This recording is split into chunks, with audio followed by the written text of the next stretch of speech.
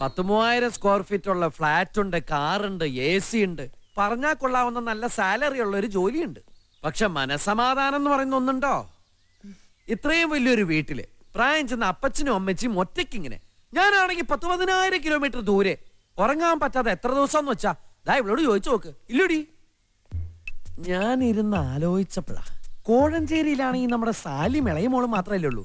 അവക്കാണെങ്കിൽ ഞാനിത് പറഞ്ഞപ്പോഴുണ്ടായ ഒരു സന്തോഷമായി. അപ്പച്ചന്റെ പെങ്ങന്മാരുടെ മക്കളുടെ കൂട്ടത്തിൽ കുടുംബസ്നേഹമുള്ളത് അവൾ ഒരുത്തിക്ക് തന്നെയാ. എന്നെ കൊണ്ട് തിരിച്ചൊന്നും പറയിച്ചില്ലെന്നേ.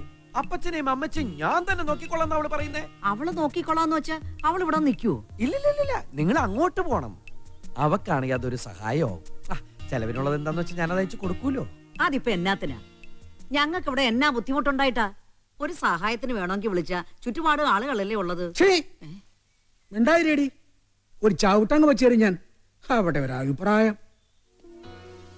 വീട് പൊളിച്ചിവിടെ നല്ല ഒന്നാന്തരം വില്ലാസ് പണിയാൻ പോകുമ്പോഴാ അവിടെ ഒരു എടി നിനക്കറിയാവല്ലോ, നമ്മൾ ഈ വീടും സ്ഥലവും ഇവന്റെ പേർക്ക് എഴുതി വെച്ചിട്ടുള്ളതാ.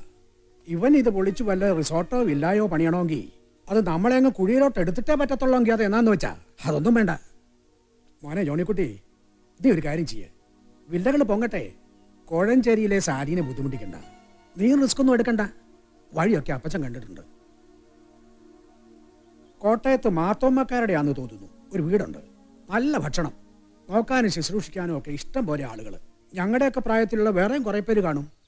അതുകൊണ്ട് മിണ്ടിയും പറഞ്ഞൊക്കെ നേരം കളയാനും പറ്റും. അപ്പച്ചൻ എന്നതായി പറയുന്നേ? വൃദ്ധസദനോ? അതൊക്കെ ഓരോരുത്തർ പറയുന്ന ഓരോ പേരല്ലേ. അവിടെ ഉള്ളവരൊക്കെ ഞങ്ങളെപ്പോലുള്ളവർ തന്നെ. അവർക്കും കാണും മക്കളും അവരുടെ ജീവിത പ്രാരാബ്ദമൊക്കെ. അതൊക്കെ പറഞ്ഞും കേട്ടും ഞങ്ങൾ ഒന്നിച്ചങ്ങനെ കഴിഞ്ഞോളാം അവിടെ. എന്നാ പറഞ്ഞു? ഓ, എന്നാ പറയാനാ, അപ്പച്ചനല്ലേ ആള്. ഞാൻ മരത്തിൽ കാണുന്ന അങ്ങേര് മാനത്ത് കാണും. അപ്പച്ച, ഞാൻ എന്നാ ചെയ്യാൻ അപ്പച്ച? അപ്പച്ചൻ അറിയാലോ. അപ്പച്ചനൊക്കെ അറിയാം മോളെ. ഞങ്ങൾക്കാരോടും പരാതിയില്ല, പരിഭവമില്ല. മോള് വിഷമിക്കാതിരി. ഞങ്ങളെ കുടിയൊഴിപ്പിക്കുന്നത് പോട്ടെ, ഇതുങ്ങളെ കോൺവെന്റ് സ്കൂളിൽ കൊണ്ടുപോയിടുന്ന എന്തിനാണാവോ? എല്ലാത്തിനും ജോണിക്ക് ന്യായങ്ങളുണ്ടമ്മച്ചി. പിന്നെ ഞാൻ അന്ന് പറഞ്ഞ ജോലിയുടെ കാര്യം, കമ്പ്യൂട്ടർ ഒരുവിധം ഞാൻ പഠിച്ചു വെച്ചിട്ടുണ്ട്, ഡ്രൈവിംഗ് ലൈസൻസും ഉണ്ട്.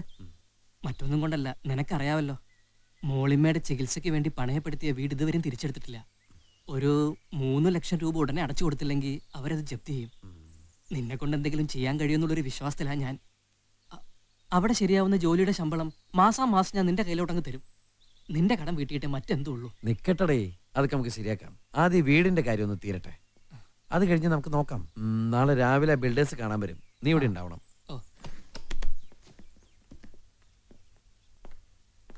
ഹലോ.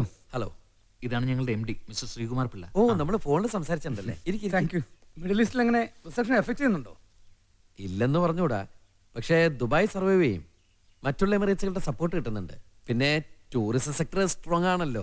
ചെക്കൻ എടുത്തേ, പുള്ളിക്കാരന്റെ സമയം കളണ്ട. കുറച്ച് നാൾ ഉണ്ടാവും നാട്ടില്. ഇല്ല, ഇതൊരു 2 ഷോർട്ട് ട്രിപ്പാണ്. ഈ പേപ്പറും കൂടി സൈൻ ചെയ്യാനുണ്ട്. പപ്പാ, ഒരു ഗസ്റ്റ് ഉണ്ട്, ഗേറ്റിൽ നിൽക്കുക. തോമസ് സാർ വന്നെന്ന് പറയാൻ പറഞ്ഞു. I think it's your maths teacher.